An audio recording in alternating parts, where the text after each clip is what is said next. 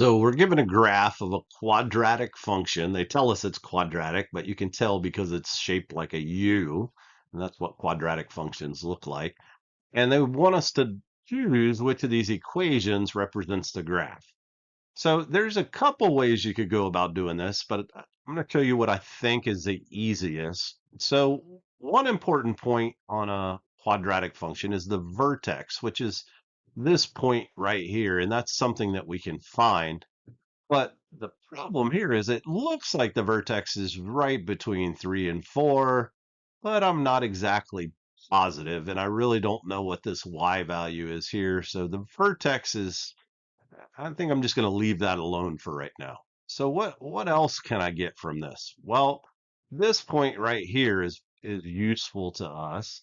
This is the y-intercept. So that's where the line crosses the y-axis. So this is the y-intercept. And we know that the y-intercept occurs where the x value is equal to 0. If you just look at the coordinates of this point is located at 0, comma, -3.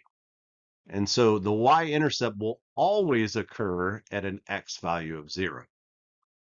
So what I can do is plug in 0 into these equations and see what the equation's equal to. See if it comes out to -3.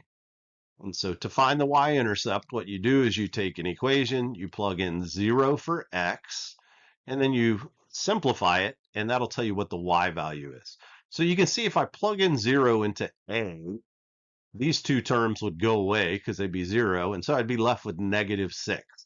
So that's not correct. I want -3. B is going to leave me with +6. C and D are both going to leave me with -3. So the answer is either C or D. So the next thing that is important to notice with this is that this opens downward. So it's like an upside down U.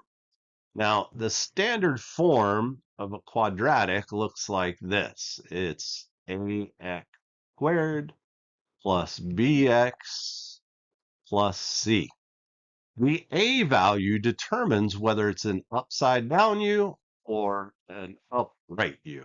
That's right, upright. Yes. Okay, so if it's a positive a, then your graph looks like a regular U.